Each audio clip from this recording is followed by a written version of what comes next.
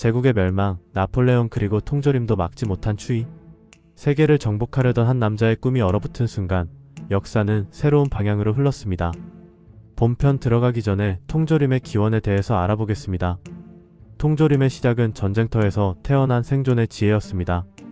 1795년 프랑스 정부는 나폴레옹 전쟁 중 병사들의 식량 문제를 해결하기 위해 음식을 오래 보관할 수 있는 기술을 공모합니다.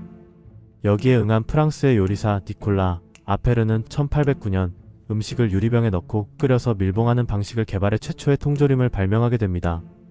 하지만 유리병은 운반에 불편했고 1810년 영국의 피터 듀런드가 이를 주석 도금 철제 캔으로 개선해 특허를 받습니다.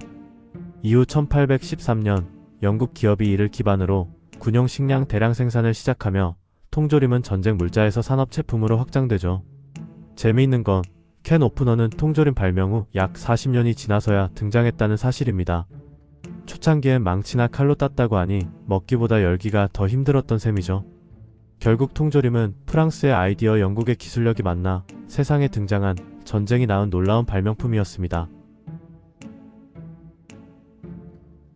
안녕하세요. 제국의 멸망 두 번째 이야기, 나폴레옹의 러시아 원정을 함께 알아볼까요?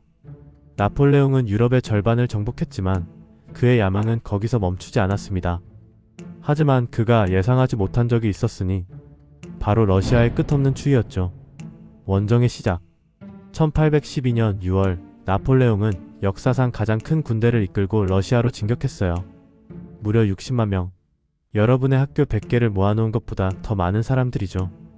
프랑스 군인들뿐 아니라 이탈리아, 폴란드, 독일 등 여러 나라 사람들도 함께했어요. 나폴레옹은 이주면 러시아를 이길 수 있다고 생각했죠. 이 원정을 위해 나폴레옹은 특별한 준비를 했어요. 바로 통조림이라는 새로운 발명품을 대량으로 준비한 거예요. 음식이 오래 상하지 않도록 깡통에 보관하는 방법이죠. 세계 최초로 군대에서 사용한 통조림이었답니다. 하지만 러시아는 너무 넓었어요. 군대가 지나가는 길에 있는 마을은 모두 불타 있었고 먹을 것도 없었죠. 러시아 군대는 계속 뒤로 물러가기만 했어요. 모스크바를 향해. 나폴레옹의 군대는 계속해서 러시아 깊숙이 들어갔어요. 하지만 러시아 군대는 싸우지 않고 계속 도망갔죠. 이것은 전략적 후퇴라고 하는 작전이었어요. 처음 60만 명이던 군인들이 점점 줄어들기 시작했어요. 병에 걸리거나 다치거나 지쳐서 쓰러지는 사람들이 많아졌죠. 통조림도 점점 부족해졌어요. 드디어 8월 스몰렌스크라는 도시에서 첫 큰 전투가 벌어졌어요. 나폴레옹은 이겼지만 러시아 군대는 또 도망쳤어요. 나폴레옹은 모스크바만 차지하면 러시아가 항복할 것이라고 생각했어요. 모스크바는 러시아의 중요한 도시였거든요. 보로디노 전투.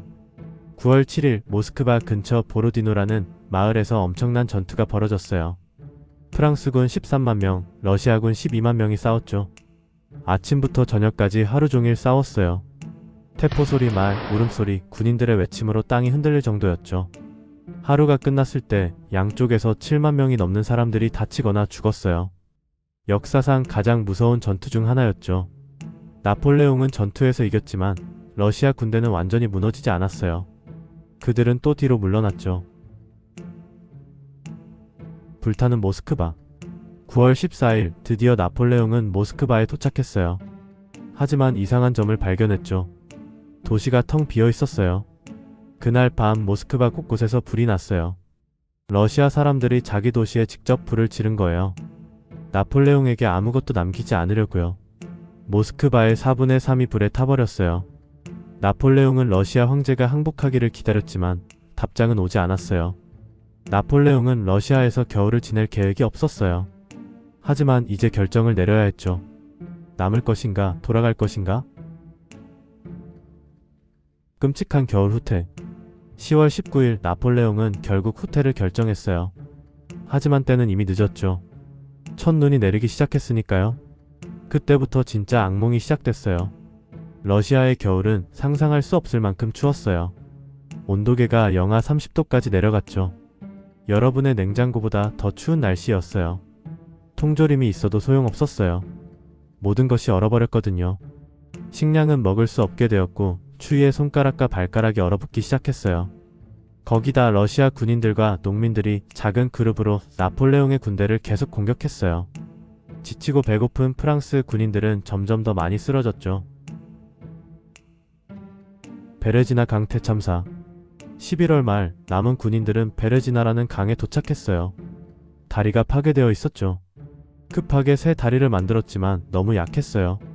다리가 무너지면서 수천 명이 차가운 강물에 빠졌어요. 얼마나 많은 사람들이 죽었는지 정확히 알 수 없지만 이틀 동안 2만 명 이상이 목숨을 잃었다고 해요. 결국 12월 나폴레옹의 대군단에서 살아 돌아온 사람은 단 2만 명뿐이었어요. 60만 명 중에서요. 이 끔찍한 실패는 나폴레옹 제국의 시작된 멸망을 알리는 신호였죠. 러시아 원정의 실패 이후 나폴레옹의 제국은 빠르게 무너졌어요. 3년 후 그는 완전히 패배하고 외딴 섬에 유배되었죠. 역사는 우리에게 중요한 교훈을 줍니다. 아무리 뛰어난 지도자라도 자연의 힘 앞에서는 무력할 수 있다는 것을요.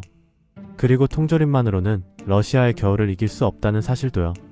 다음 에피소드에서는 누구의 이야기를 들려드릴지 궁금하시다면 지금 바로 구독 버튼을 눌러주세요. 다음 이야기에서 만나요.